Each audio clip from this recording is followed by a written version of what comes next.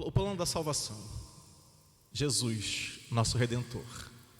Se você não sabe ainda o que Jesus fez por você, se você ainda não entendeu, se você sabe superficialmente, eu quero te pedir, preste bastante atenção no que nós vamos falar aqui nessa noite. Vamos continuar cultuando ao Senhor com essa palavra, amém?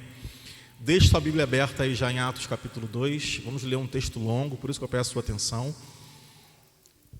Atos 2, a partir do versículo 22. Enquanto isso, é importante você entender que Jesus ele veio à Terra em forma humana através de uma mulher. Todos nós sabemos disso. Maria foi escolhida não ao acaso, ao Senhor aprove escolher aquela garota. Digo aquela garota porque ela era uma adolescente.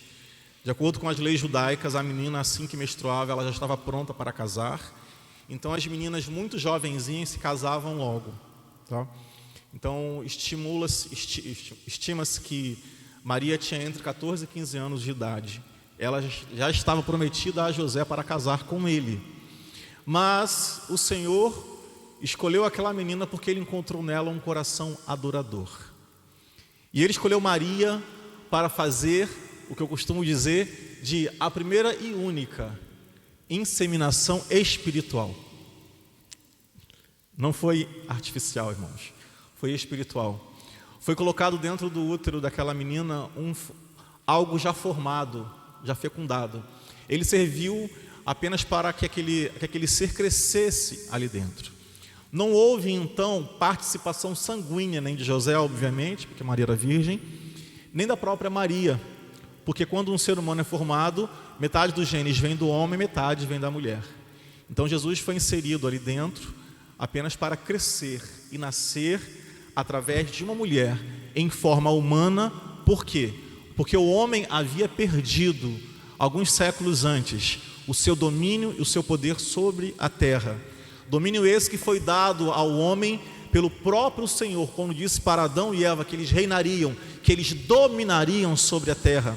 Mas aquele homem e aquela mulher decidiram, instruídos ou enganados, não vem ao caso agora, por aquele que é o enganador, que é o acusador, mas naquele momento ele usou toda a sua astúcia para dilubriar a mente daquele homem, daquela mulher, e eles então se voltaram contra Deus. É isso mesmo, irmãos.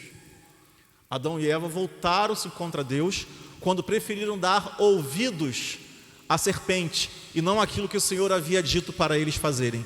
Podes comer de tudo que está aqui nesse jardim, exceto daquela árvore, a árvore do conhecimento do bem e do mal, porque do dia em que você dela comer, certamente, diz o Senhor, certamente você morrerá. E aquela serpente, o diabo, o acusador, possuindo aquele ser, conseguiu enganar aquele casal. Mas lembrando, irmãos, aquele casal, aquele homem, ele tinha contato direto com Deus diariamente, todos os dias. Ele sabia quem era o pai dele e ele decidiu dar ouvidos ao tentador. E Jesus, no plano que já havia sido traçado, vem então à terra como forma humana, mas ele, repito, não teve participação sanguínea alguma. E nos sacrifícios, como até hoje existe em alguns lugares, irmãos, mas na época de Jesus já existia há séculos isso. Toda vez que alguma coisa tinha que ser oferecida a um Deus, ou pedida para um Deus, ou agradecida a algum Deus, algum sangue era derramado. O perdão de pecados, ele vem através do derramamento de sangue. Durante a lei, durante o período da lei que vigorou durante muitos séculos, o homem quando ele errava o alvo, quando ele descumpria a lei que Deus havia enviado, ele tinha que pedir perdão ao Senhor através de um sacerdote que pedia àquele homem que trouxesse para ele um animal, não qualquer um, mas o melhor, um jovem, forte, bonito, sem manchas, sem marcas, sem defeitos. Então o sacerdote impunha a mão daquele homem pecador sobre aquele animal e simbolizava que o pecado daquele homem estava sendo passado para aquele cordeiro. O sacerdote então reconhecia aquilo e sacrificava o cordeiro. O sangue do cordeiro era derramado. E por causa daquele sangue derramado, o pecado daquele homem era encoberto até aquele momento.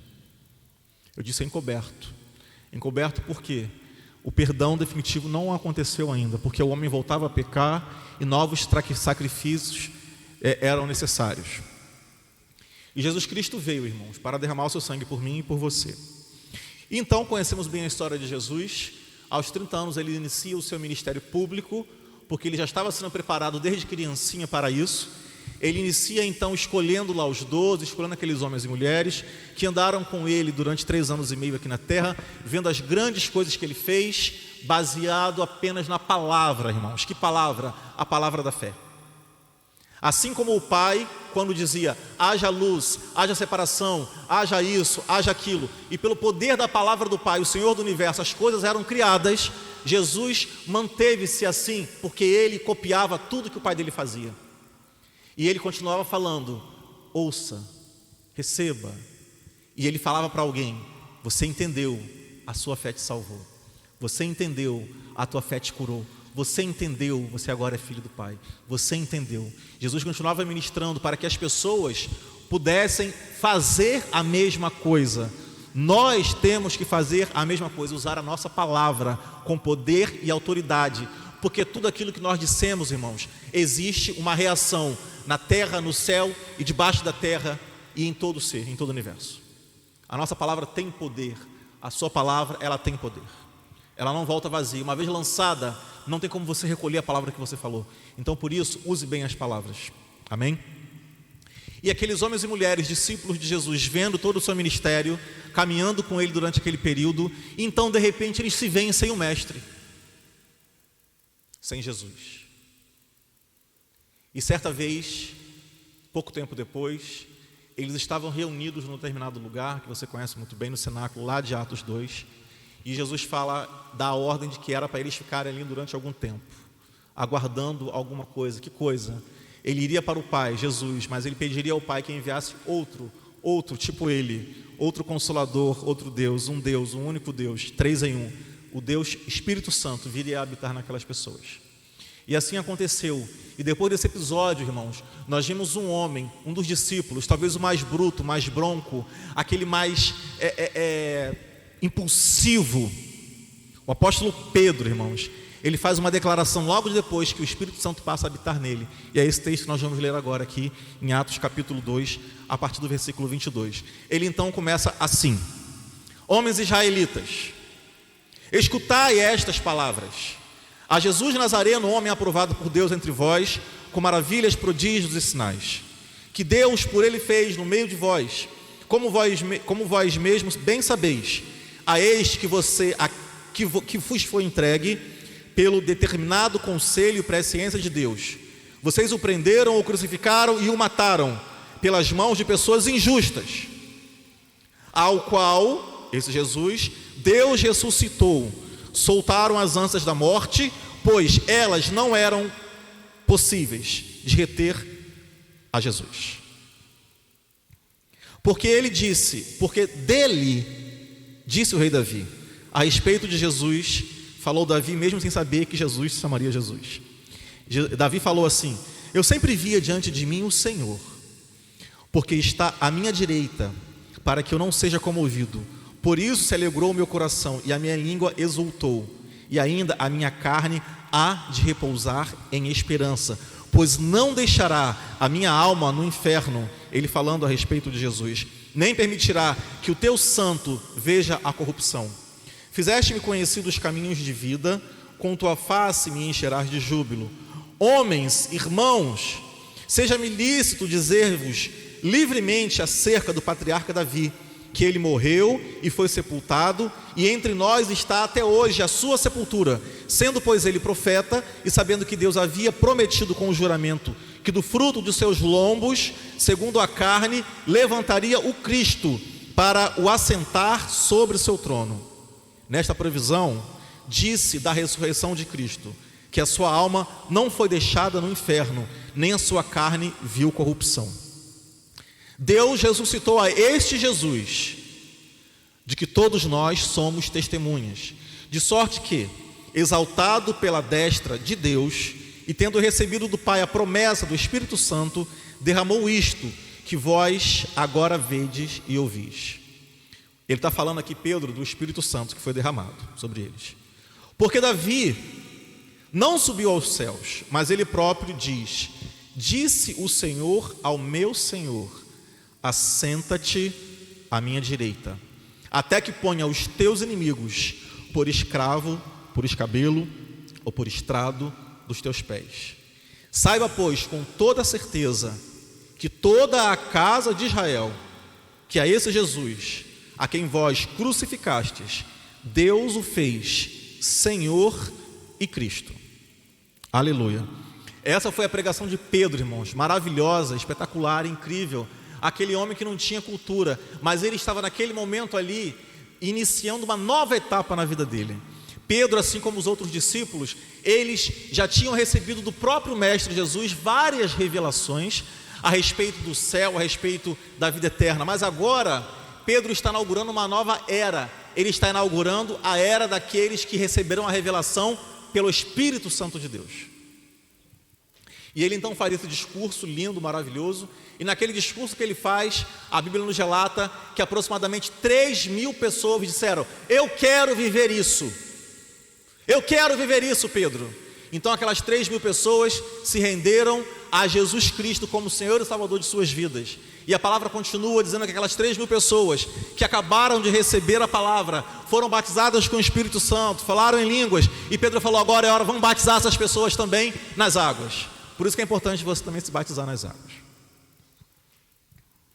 Pedro fez esse discurso, irmãos, falando a respeito de Jesus. Mas antes, enquanto eles ficaram esperando, quando eles viram Jesus na cruz e quando eles viram Jesus morrer, eles ficaram um pouco desorientados e desolados, porque o mestre antes havia alertado a eles: olha só, essa casa, esse castelo, esse templo, ele vai desmoronar. Jesus falando dele próprio. Mas fiquem tranquilos, porque em 3 dias ele será reconstituído, ele será feito de novo, ele será levantado novamente. E aqueles homens não entenderam naquele momento, irmãos. E por quê? Porque aqueles homens e mulheres que acompanhavam Jesus, que estavam assistindo toda aquela cena, que viram a crucificação de Jesus, eles viram tudo que Jesus falou se cumprir. Mas quando Jesus foi levado para o sepulcro, eles não sabiam mais o que estava acontecendo com Jesus. Mas Jesus falou que em 3 dias aquele templo seria reconstruído. Mas a pergunta é: o que aconteceu nesses 3 dias? Pergunta para o seu irmão: o que aconteceu nesses 3 dias? E agora, você sabe o que aconteceu nesses 3 dias? Baseado nisso, irmãos, vamos pensar rapidamente em qual foi a natureza do sacrifício de Jesus. É muito comum nós vermos aqui nas peças de Natal, nas peças de Páscoa, aquelas encenações onde Jesus é crucificado, não é verdade? Onde ele exclama aquela frase: Eli, Eli, lama sabachthani, onde ele exclama: está consumado, onde ele suspira pela última vez, entrega seu espírito e morre fisicamente. Essa é a cena que todo mundo conseguiu ver. Mas o que talvez ninguém imaginava, ninguém sabia, era o sofrimento de Jesus. O que Jesus passou de fato não foi um sofrimento apenas físico, irmãos. Foi físico, sim. Foi físico também. E eu me lembro que na quinta-feira compartilhei com os irmãos aqui alguma intimidade minha, né? Quando fui visitar um amigo no hospital. E aquilo não aconteceu só uma vez, tá, irmãos? Certa vez, um dia que ficou marcado na história da minha vida. Alguns irmãos aqui já conhecem essa história, outros não, vou falar rapidamente.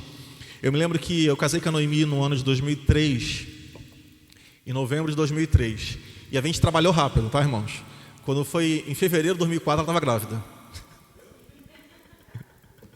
Estava grávida, pois é. Isso a gente ficou sabendo depois, alguns meses depois, tá, irmãos?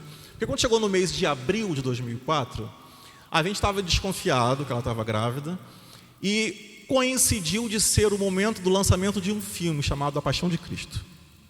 E eu lembro que eu assistindo pela televisão, passou até no Fantástico, não sei se vocês viram, várias pessoas que desmaiaram no cinema, algumas até morreram, vendo as cenas, né? E eu me lembro que um dia eu estava trabalhando, se eu não me engano era uma quarta ou quinta-feira, não lembro agora exatamente. Nós morávamos em Caxias e a gente morava bem perto da Unigran Rio.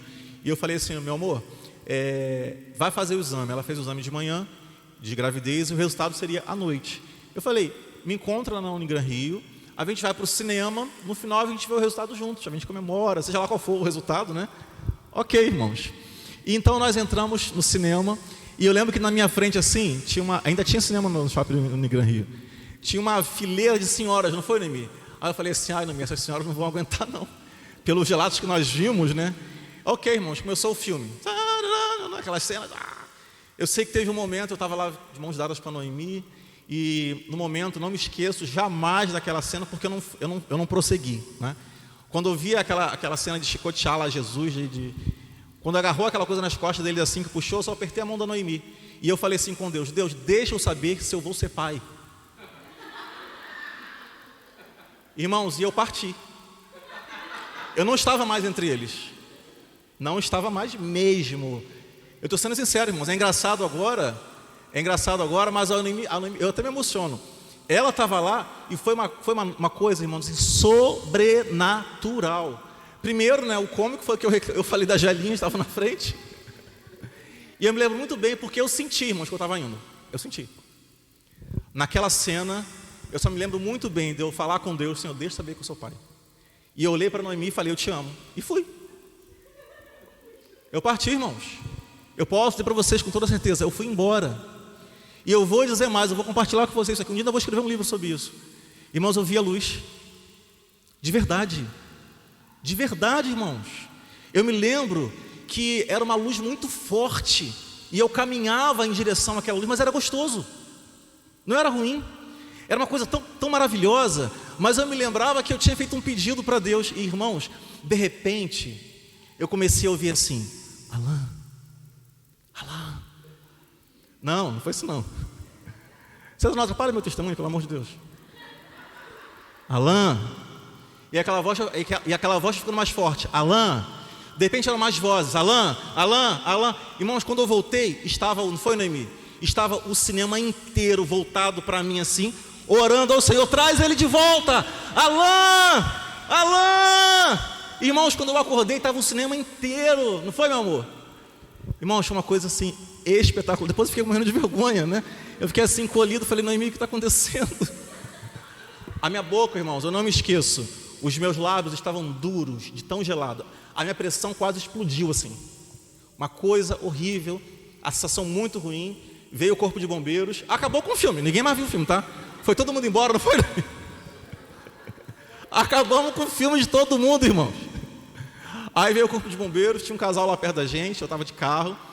Aí a Noemi pediu para eles levarem a gente até o hospital, que era ali do lado, era o hospital ali do lado, bem pertinho dali.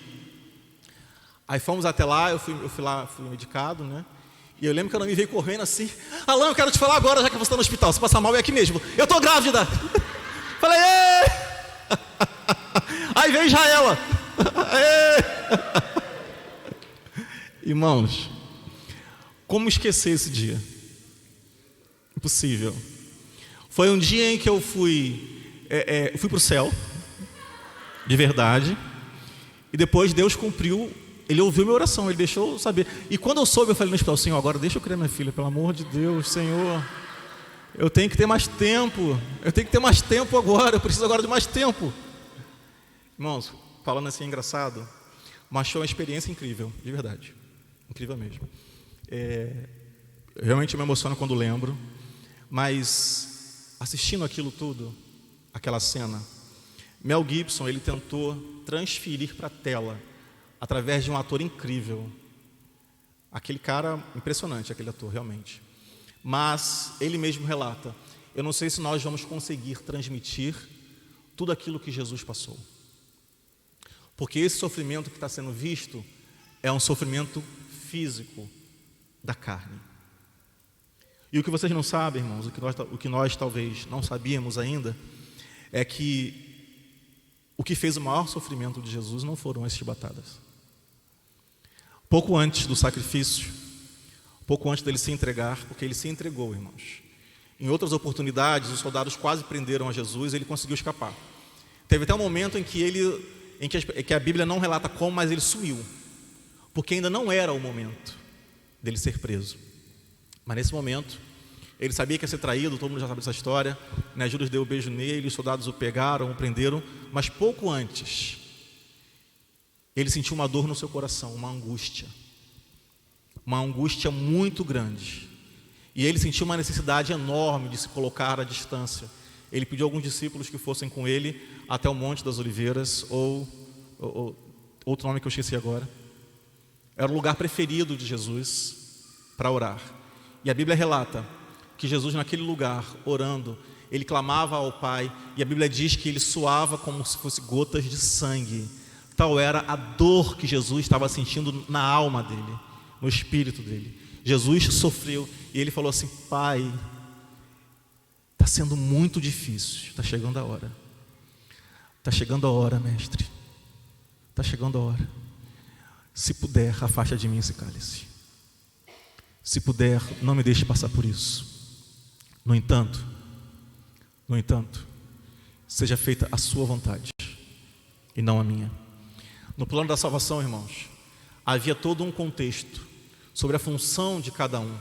Eu quero que vocês tentem imaginar a Trindade reunida, sabendo do que tinha acontecido com a humanidade. E estava lá Deus na sua deidade triuna, Deus Pai, Deus Filho, Deus Espírito Santo, confabulando, conversando, dizendo: e agora o que vai ser feito? Já tem um plano feito. Já tem um plano.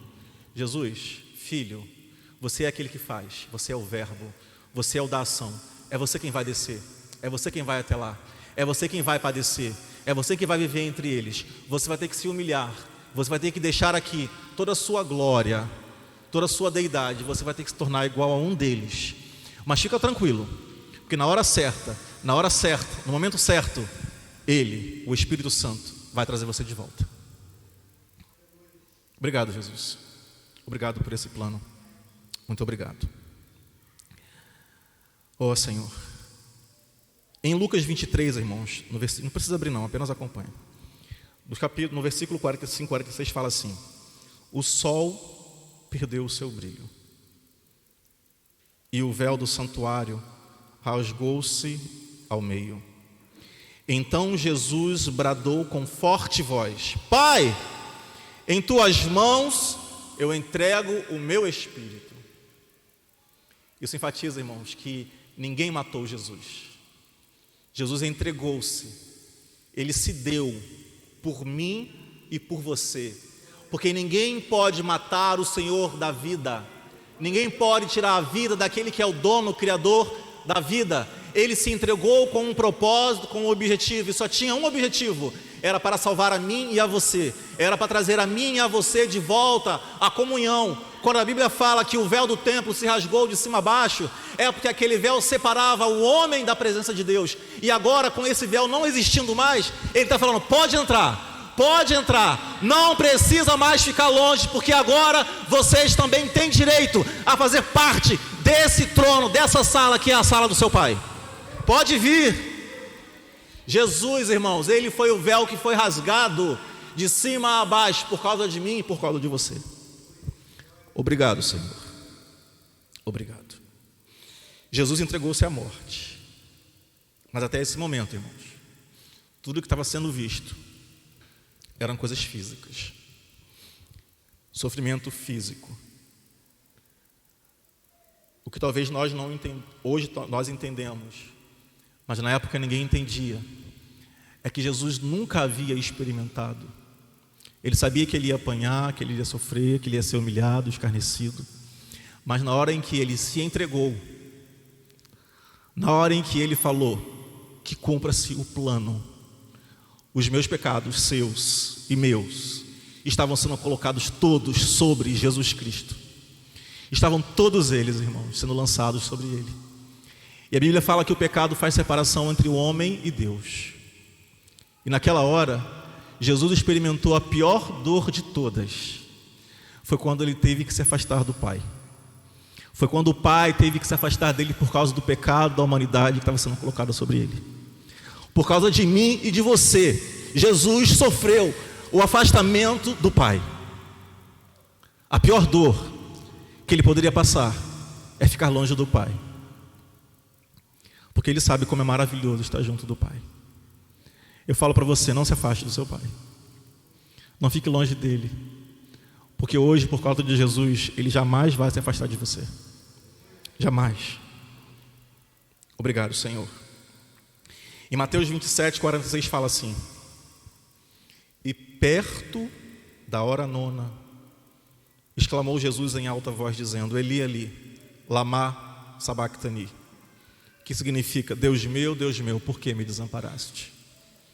Aquela dor que fez Jesus sofrer e suar com gotas de sangue lá no Jardim das Oliveiras, ele estava pressentindo isso. Algo terrível vai acontecer comigo. Mas não eram os pregos nas mãos, não era a cruz de espinhos, não eram as chibatadas. A coisa terrível que estava para acontecer era essa, e é muito ruim ficar longe do meu Pai. Jesus nunca havia experimentado essa dor, e tudo isso por causa de nós, para que nós não permanecêssemos mais separados do Pai, porque Jesus sabia que a dor era muito grande, e ele pensou assim: como é que essa humanidade está sofrendo? Eles estão sofrendo muito, mas eles não sabem que eles estão mortos na dor deles, eles nem sentem mais essa dor, porque eles estão longe do Pai. Pai, religa-os, traz eles de volta, toma aqui, Senhor, o meu espírito por causa deles. Jesus fez isso para que eu e você não tivéssemos que ir para o inferno. Jesus fez isso para que eu e você não tivéssemos mais que viver na miséria, na pobreza, na doença. Jesus fez isso para que eu e você pudéssemos ter uma vida digna, plena e absoluta junto com o Pai. Obrigado, Senhor. Biologicamente, irmãos, as pessoas que não conheceram Jesus ainda estão aí andando pelo mundo, mas espiritualmente elas estão mortas. Não é para você sair daqui e falar: povo lá fora, você está morto. Tá? Não faz isso não. Espiritualmente mortas, porque elas precisam de Jesus. Hoje, vindo para cá com Noemi, e era mais ou menos 7 e pouquinho, e a gente viu um monte de crente caminhando para lá e para cá. Lindo, né? É um para a igreja de lá, outro para a igreja de cá, outro. Eu pensei, são os vivos andando. São os vivos. Aleluia! É a luz brilhando, iluminando em Bariê. Porque tem um monte de gente andando por aí como mortos-vivos. Quem já viu aquela série The Walking Dead? Caminhando como zumbis, corpos que caminham apenas querendo satisfazer a carne, mas estão mortos espiritualmente. Saiba que você é luz, irmãos. Saiba que você é vida. Saiba que você é sal para esse mundo. Aleluia. Obrigado, Senhor. Há 2 árvores no Éden: a vida e a árvore do conhecimento. Ao desobedecer ao Pai, como já falamos aqui, Adão entrega todo o seu domínio para Satanás. Ele dá para ele a autoridade que ele tinha. Irmãos, a gente vê naqueles livros, principalmente nos livros dos Testemunhos de Jeová, você vê isso, né? Os homens sentados do lado dos leões, não é verdade? Jacarés. Irmãos, aquilo é verdade. É verdade. Porque a palavra diz que Adão, ele estava coberto pela glória de Deus. A glória de Deus era visível pelo mundo da criação. O que era a glória de Deus? Se eles estavam nus, toda a criação, quando olhava para Adão e Eva, reconhecia que neles havia algo diferente. Havia poder sobre eles, havia poder neles, e eles respeitavam aquela autoridade que estava em Adão e Eva. Era a presença de Deus. O homem dominava sobre todos os seres da terra. Então ele perdeu isso.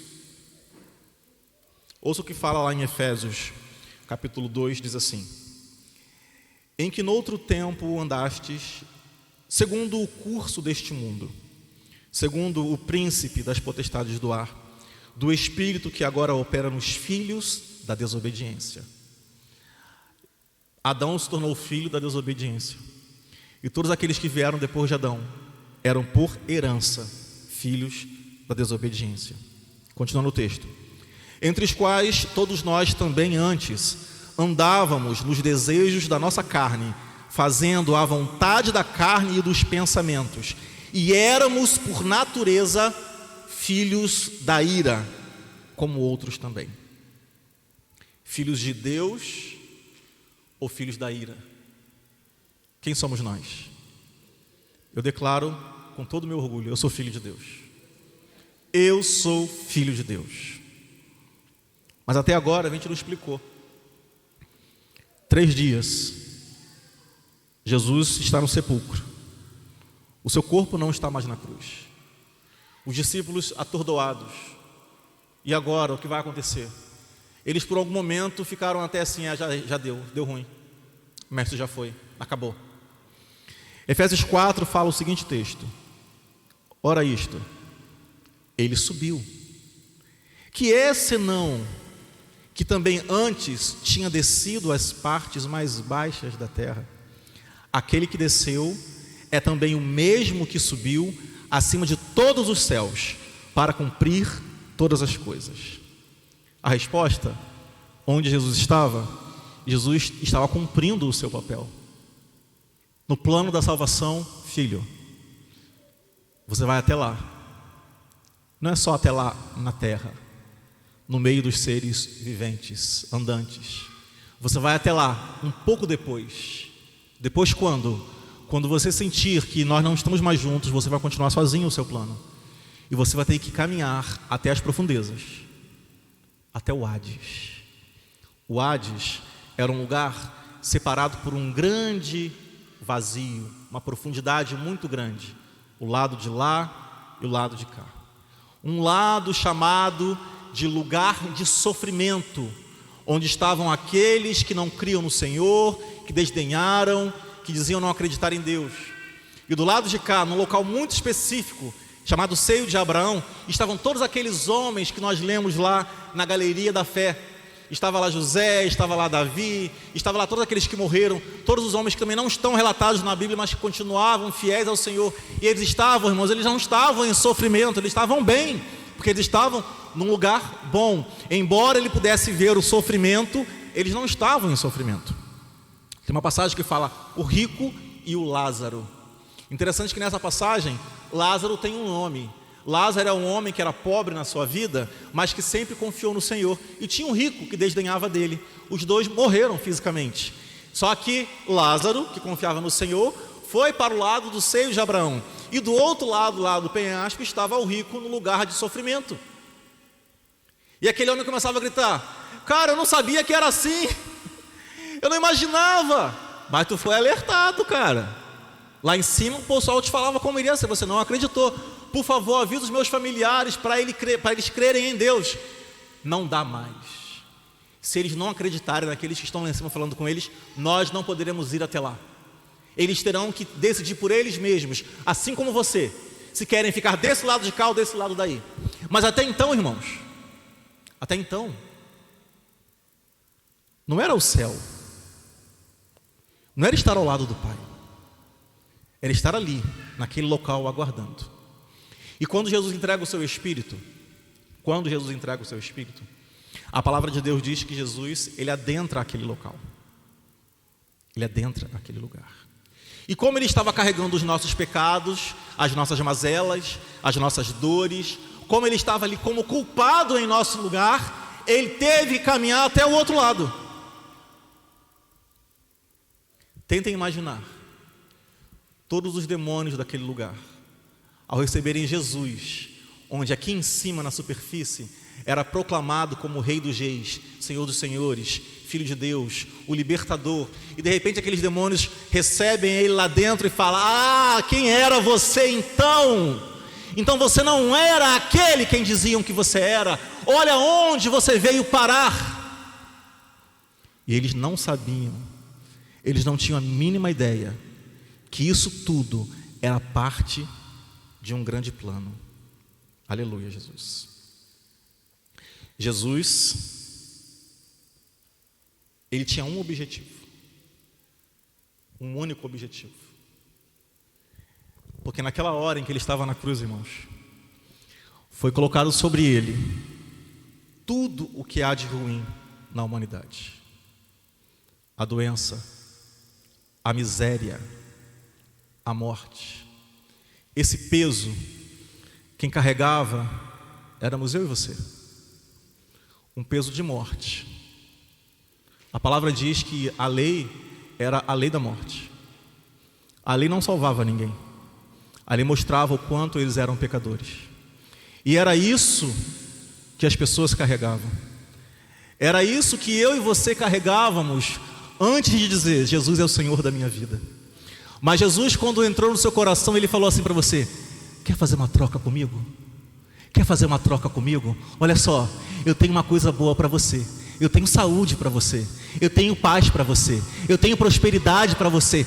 Troca comigo. Me dá esse peso que você está carregando, porque eu quero levar no seu lugar. Porque o fardo que eu estou levando é muito melhor do que esse daí. E eu quero trocar com você. Eu quero que o seu fardo seja leve. Eu quero que você viva feliz. Dá isso para mim, porque eu vou carregar no seu lugar. E eu vou colocar no lugar que é dele, que não é você. Oh, aleluia, irmãos.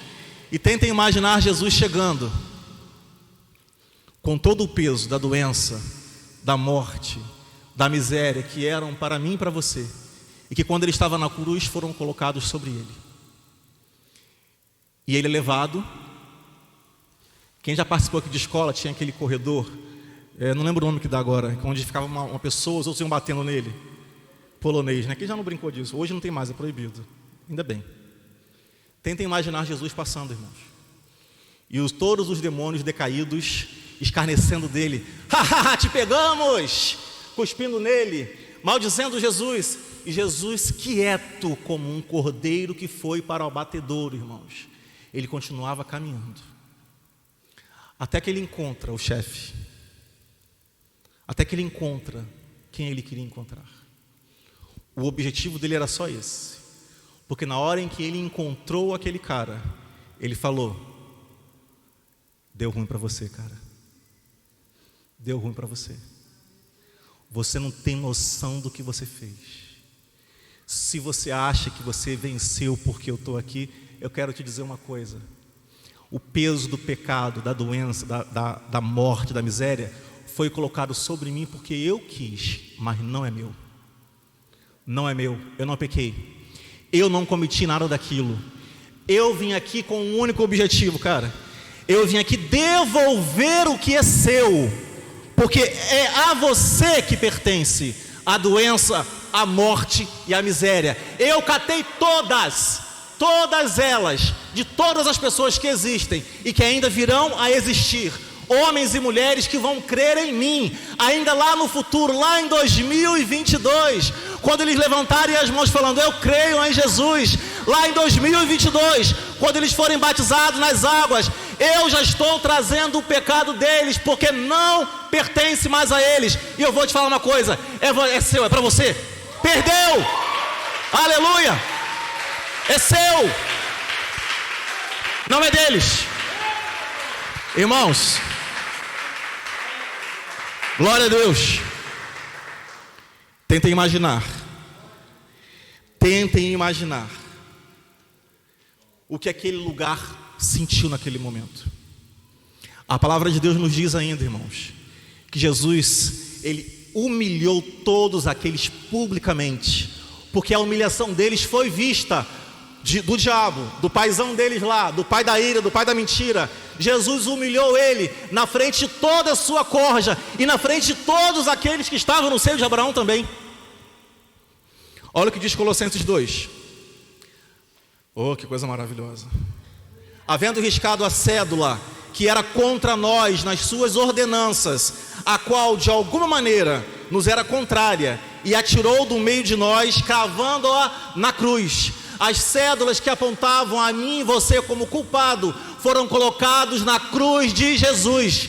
Cada martelada naquele cravo, cada chibatada, cada vez que aquela cruz era colocada na cabeça dele, estava sendo dizendo, o pecado dele está vindo para mim, o pecado dele está vindo para mim, a doença dele está vindo para mim, o mal dele está vindo para mim, eu vou livrar ele, eu vou livrar ele, eu vou livrar ela.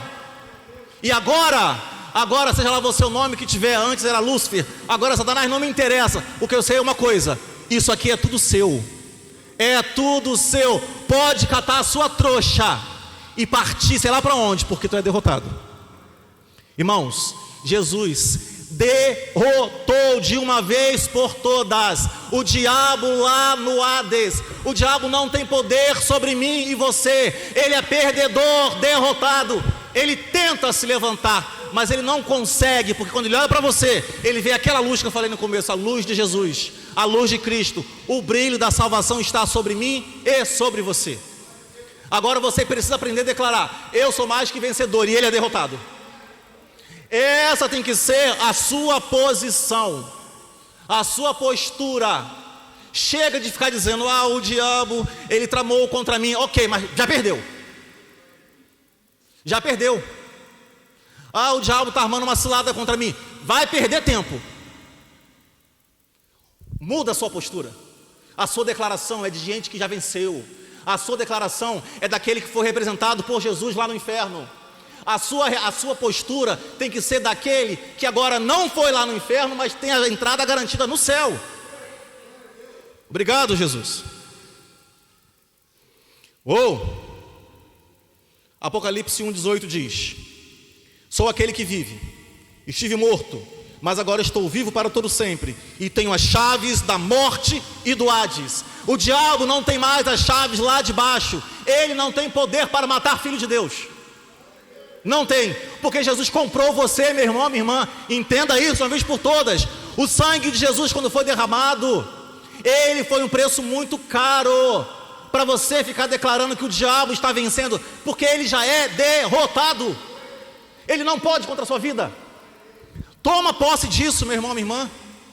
Segura isso. Declara o que você é, mais que vencedor. Irmãos, eu peço um pouquinho de paciência para os irmãos. Já são 9h14, tá? Mas eu preciso concluir. Peço a você só mais uns minutos, por favor. Aleluia. Muito obrigado, Senhor.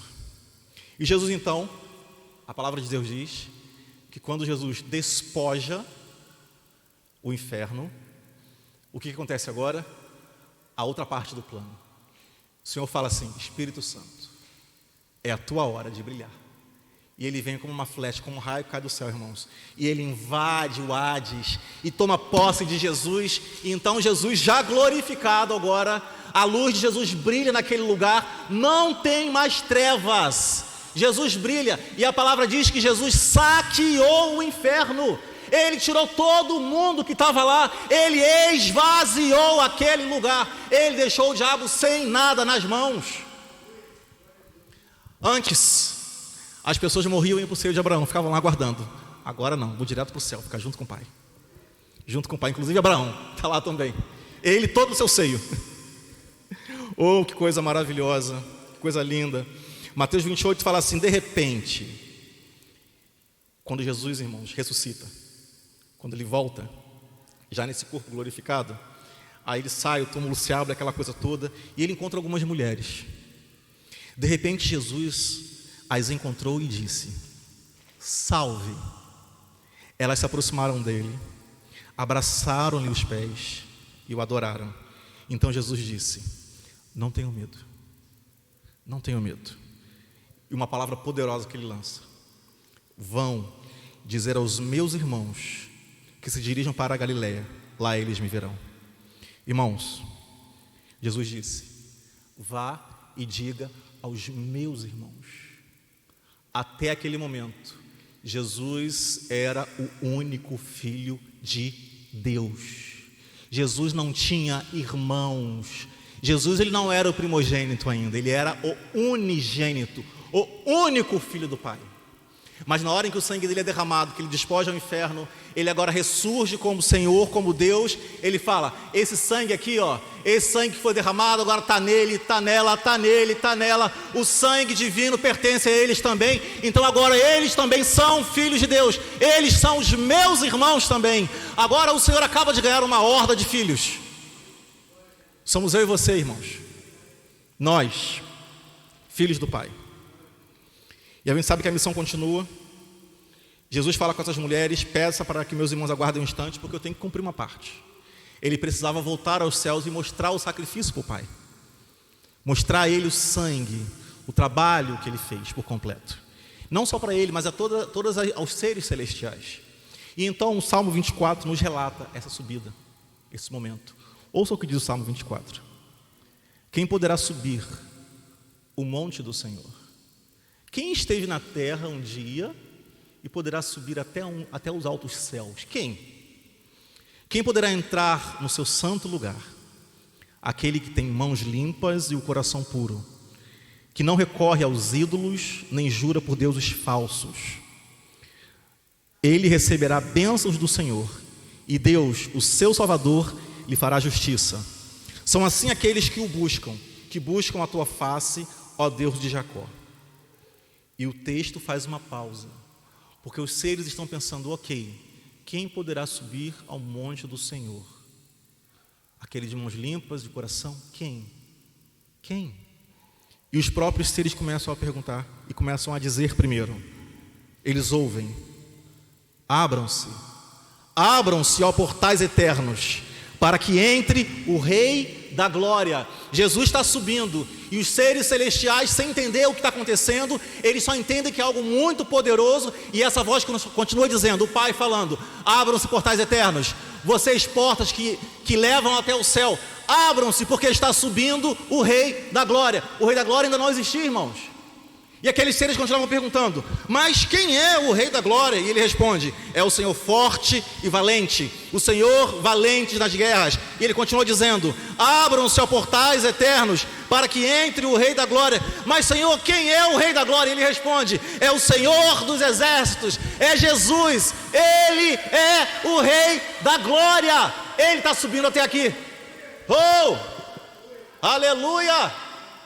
E aqueles seres celestiais começam a reconhecer Jesus como o Rei da Glória. Jesus aqui na terra se tornou o Rei dos Reis, e agora Ele é o Rei de toda a glória.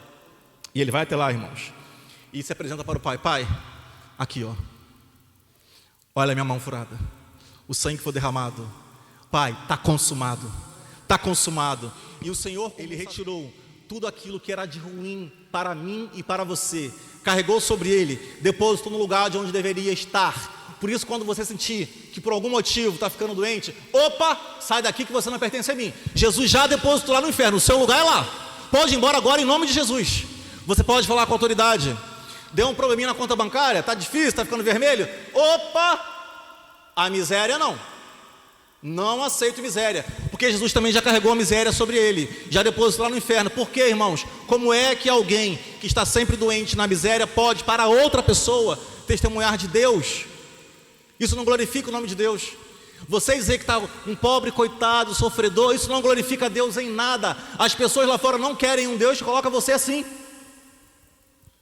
Elas precisam reconhecer um Deus que fez você mais do que vencedor, que fez você vitorioso. Elas precisam reconhecer que você sabe quem é o pão da vida. Jesus é o pão da vida. Jesus, Ele se dividiu, irmãos, para que o sangue dele tivesse um pouquinho em cada um de nós. E eu quero convidar a vocês, todos vocês agora, para que possamos participar desse momento, dessa ceia simbólica, obviamente. Não é o sangue de Jesus, não é o corpo.